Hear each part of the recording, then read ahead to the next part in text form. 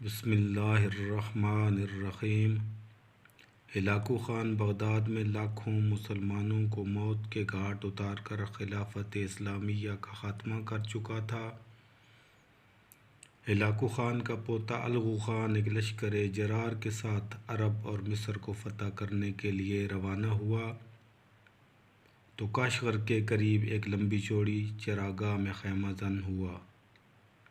لشکر میں رات بھر رقص و سرور کی محفلیں برپا رہیں۔ صبح صادق کا وقت تھا جب بادشاہ الغو خان نے آرام کا اعلان کیا اور اپنی خوابگاہ میں داخل ہو گیا۔ وہ ابھی بستر پر بیٹھا ہی تھا کہ اس کے کانوں میں اذان کی آواز گونجنے لگی۔ اس نے پوری اذان توجہ سے سنی اور اپنے دل پر عجیب قسم کا اثر محسوس کیا۔ صبح بادشاہ الغو خان کے حکم سے اس کے خادموں نے مؤذن کو بادشاہ کے سامنے پیش کر دیا۔ بادشاہ ایک کمزور شخص کو دیکھ کر حیران ہوا۔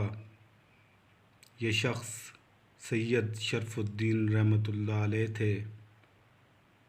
بادشاہ مخاطب ہو کر بولا، اے بوڑھے شخص، میرے اس سوال کا جواب دے کہ میں اچھا ہوں یا میرا کتا؟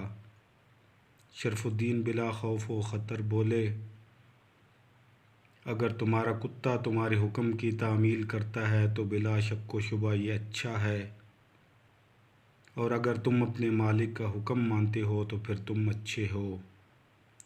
بادشاہ غضبناک ہو کر پوچھتا ہے، میرا مالک کون ہے؟ شرف الدین بولے، تمہارا مالک بھی وہی ہے جو سارے جہان کے انسانوں کا مالک ہے۔ بادشاہ نے غصے سے پوچھا، آخر وہ ہے کون جو تمہارے نزدیک سارے جہان کے انسانوں کا مالک ہے؟ شرف الدین سکون اور دل جمی سے اللہ تعالیٰ کی صفات بیان کرنا شروع کر دیتے ہیں اور بولتے رہتے ہیں۔ بادشاہ اپنے مصاحبین کی طرف دیکھ کر بولا، تم اس بارے میں کیا کہتے ہو؟ وہ بولے، ہم ان باتوں کو نہیں مانتے، ہمارا معیار صرف بہادری اور شجاعت ہے۔ اگر یہ مسلمان ہمارے پہلوان سے کشتی لڑے اور ہمارے پہلوان کو پچھاڑ دے تو ہم سب کو مسلمان ہونے پر کوئی اعتراض نہ ہوگا۔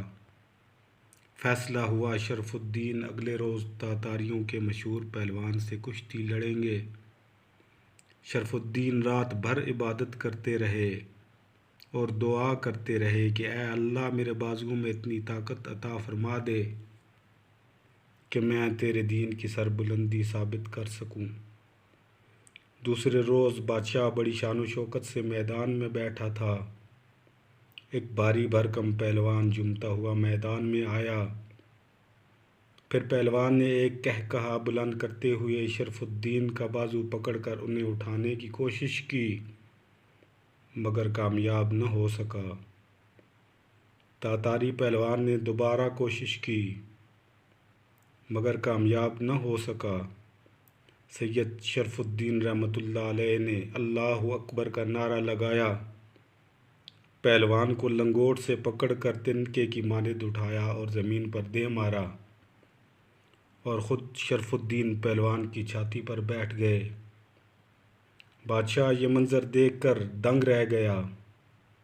بادشاہ لشکر سمیت مسلمان ہو گیا اور اس کا اسلامی نام محمد رکھا گیا۔ سلطان محمد کے اسلام قبول کرنے سے مسلمان تاتاریوں کے ہاتھوں تباہ و برباد ہونے سے بچ گئے۔